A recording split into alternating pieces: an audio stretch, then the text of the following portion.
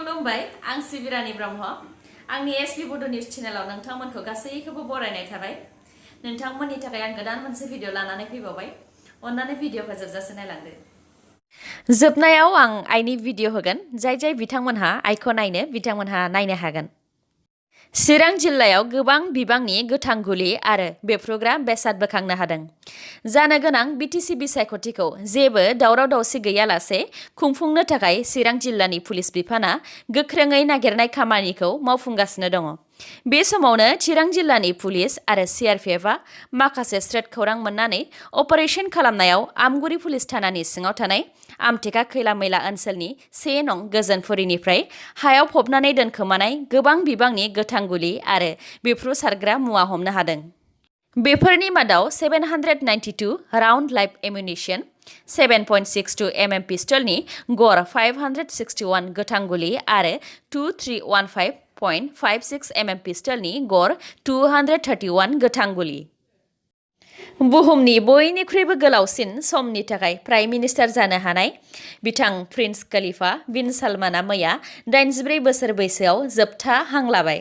बिथाङा बाहारिन हादरनि 1971 मायथाइयाव बाहारिन हादरा उदांस्रि एबा इन्डिपेन्डेन्स मोननाय समनिफ्रायनो बिथाङानो सासेल' प्राइम मिनिस्टारमोन। बिथाङा इउएसनि मोनसे हस्पिटालाव देहा फाहामथाय लागासिनो दंमोन। बेयावनो मैया फुंनि समाव बिथाङा इउएसनिनो माय' क्लिनिक हस्पिटालाव जोबथा हां लाबाय। उइफ्र'नि फाउन्डार चेयारमेन अजिम प्रेमजी बिथाङा 2020 मायथाइनि फिलान्थ्रपिस्टनि फारियाव बयनिख्रुइबो गोजौसिनाव दङ। फिलान्थ्रपिस्टनि ओंथिया गुबुननि मोजांनि थाखाय रां दान होग्राफोरखौनो बुङो। बिथां अजिम प्रेमजीआ 2020 मायथाइयाव गासै 7,904 कौटि रां दान होदों। रिपर्टनि बायदिब्ला बिथाङा सानसेयाव 22 कौटि रां दान होयो। बिथाङा कर'ना भाइरास गोसारनायनि थाखाय लकडाउन जानाय समावबो 1 एप्रिल 2020 आव 1,125 कौटि रां दान होदोंमोन। बिपिएफ राजखान्थि हान्जानि आफादगिरि आरो रायजो सभानि एमपि बिथां बिस्वजित दैमारिया मैया 11 नबेम्बराव गुवाहाटीआव मोनसे प्रेस कनफारेन्सनि गेजेरजों बिपिएफ राजखान्थि हान्जानिफ्राय ओंखारबाय होननानै फोसावदों।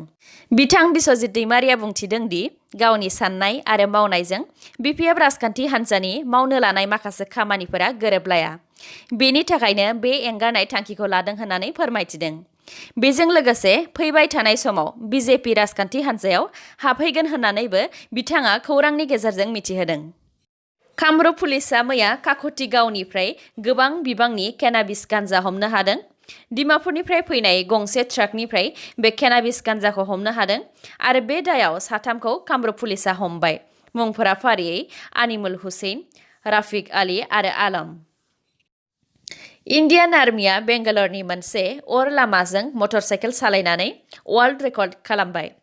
इन्डियान आर्मिनि टर्नेड'स टीमनि केप्टेन शिवम सिंहआ 127 मिटार्सनि अरनि टानेल एबा लामाजों मटर साइकेल सालायनानै वर्ल्ड रेकर्ड खालामदों। केप्टेन शिवम सिंहआ अरनि गेजेरजों मटर साइकेल सालायनाय समाव अरजों एसे जोखोम जादों आरो मटर साइकेला खामनानै गाज्रि जाजोबदों। केप्टेन शिवमखौ दा देहा फाहामथायनि थाखाय हस्पिटालसिम लांनाय जाबाय।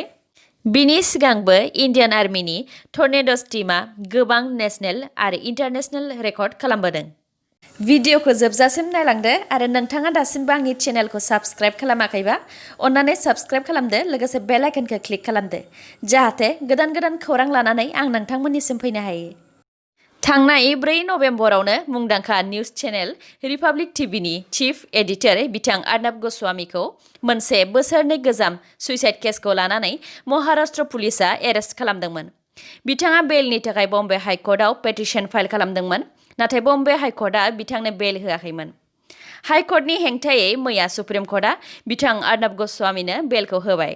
सुप्रिम कर्टनि बिजिरगिरि चन्द्रचूड़ आरो इन्दिरा बेनार्जीनि जोहै बिथाङा बेलखौ मोननो हाबाय आरो बेलनि थाखाय बिथां आर्नब गस्वामीया 50,000 रांनि पार्सनेल बन्ड बानायनांगोन।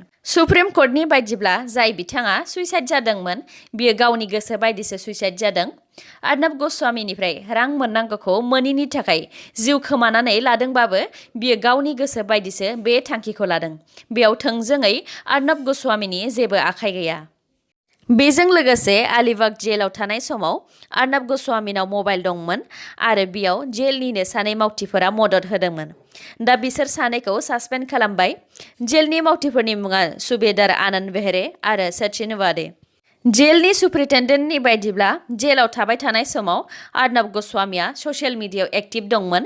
बेजोंनो अर्नब गस्वामीनाव मबाइल थानायखौ हमनो हादों। इन्डियान गभर्नमेन्टआ OTT प्लेटफर्म्स जेरै Netflix, Amazon Prime Video, Disney Plus, Hotstar आरो माखासे अनलाइन निउज पर्टेलफोरखौ मिनिस्ट्रि अफ इनफरमेशन एन्ड ब्रडकास्टिंनि सिङाव लाबोसिगोन होननानै फोसावबाय। आरो बेफोर अनलाइन पर्टेलफोरखौ सामलायनो थाखाय मिनिस्ट्रि अफ इनफरमेशन एन्ड ब्रडकास्टिंआ नियमफोरबो लाबोसिगोन। बे थांखिखौ सोरखारा अनलाइन पर्टेलफोराव समाजनि हेंथा माखासे भिडिअ एबा अडिअ लाबोनायफोरखौ होबथानो थाखाय लादों। आनजाद जाफुबाय थानाय समावनो कुइसन पेपार लिक जानानै दोनथ'जानाय साब इन्सपेक्टर आनजादखौ खुंफुंसिगोन। बे आनजादनि एडमिट कार्डखौ 16 नबेम्बरनिफ्राय डाउनलड खालामनो हागोन होननानै Assam state level police recruitment बर्डआ फोसावबाय आरो आसाम साब इन्सपेक्टर आनजादा फैगौ 22 नबेम्बर 22 नबेम्बराव खुंफुंजासिगोन। जाय बिथांमोनहा साब इन्सपेक्टर आनजाद होगोन बेनि एडमिट कार्डखौ अफिसियेल वेबसाइट slprb.assam.in आव थांनानै 16 नबेम्बरनिफ्राय डाउनलड खालामहैनो हागोन। जोबनायाव दङ इन्डिया आरो आसामनि कर'नानि आपडेट। इन्डियायाव दासिम 86,67,987 नि देहायाव कर'ना पजिटिभ मोनबाय। थैनाया गासै 1,27,918। हामनाया गासै 80,45,297। आसामाव दासिम 2,09,633 नि देहायाव कर'ना पजिटिभ मोनबाय। हामनाया गासै 2,03,305। दासिम 5,377 नि देहायाव कर'ना एक्टिभ जानानै दङ। थैनाया गासै 954। मैया सानसेयाव आसामाव कर'नाजों गासै 2 जिउ गोमादों। जोंहानि आइया बेनो। दा आइया खिथादो माबायदि मोनखो दासान्दि? नमस्कार। आं दा देहाखौ एसे इसोरनि अननायाव नोंसिनि आशीर्बादाव आं दा देहाखौ एसे मोजाङैनो मोनदों। एसे एनै सोलिनो हादों। जाहाथे आं भबिष्यताव बेबायदि मोजां जालांथों। आरो आं नोंसोरखौबो होनो जाहाथे नोंसोरबो बेबायदिनो अनलायनानै नोंसोरो जाहाथे जौगालांथों भबिष्यताव। गोजोन्थों। दे नै इसोरो जोंनिनो फेमिलि। बिसोरो बुंगासिनो माला इउटुबाव नुजानो मोनगोन, माने सिगांनिफ्रायनो इउटुबाव नुजानो लुबैगासिनो बिसोरो। मा नाम खिथानाय नोंनिखौ? कुशल ब्रह्म। कुशल ब्रह्म। ओमफ्राय मा क्लासाव फरायो? 5 क्लास 5आव। मा जानो लुबैयो? साइन्टिस्ट। ओमफ्राय नोंनालाय मा नाम खिथादो दे। मुसाहारि। ओमफ्राय मा क्लासाव फरायो? क्लास 2। क्लास 2? ओमफ्राय मा जानो लुबैयो? साइन्टिस्ट। ओमफ्राय इसरा मालाय गासिबो साइन्टिस्ट जानो लुबैनो सानैया। ओमफ्राय नोंहालाय मा नाम दे नोंनालाय? खिथादो। दिपांकर ब्रह्म। ओमफ्राय मा क्लासाव फरायो? 6। ओमफ्राय नोंहालाय मा जानो लुबैयो? इन्जिनियार। आयौ मालाय गासिबो गिदिर गिदिर मानसि जानो लुबैजोबथारोनो। ओमफ्राय बिसोर सानैया बिजनि हलि चाइल्डआव फरायो। ओमफ्राय नोंहा बबाव फरायोमोनलाय? एडभाइदायाव फरायो। आं भिडिअखौ बारा गोबाव खालामला, बांद्राय गोलाव खालामबाथाय भिडिअआ बांद्राय गोलावद्राय जायो। बिनि थाखायनो आं बेखिनियावनो फोजोबनो सानबाय। गोजोन्थों। दिनैनि निउसआ एसेनोसै। गाबोन आरो गोदान निउसजों लोगो मोनफिनबावगोन। नोंथांमोना दासिमबो आंनि चेनेलखौ साबस्क्राइब खालामनानै लायाखैबा अन्नानै साबस्क्राइब खालामनानै लादो आरो लाइक, कमेन्ट आरो शेयार खालामनो दाबाव। गोजोन्थों।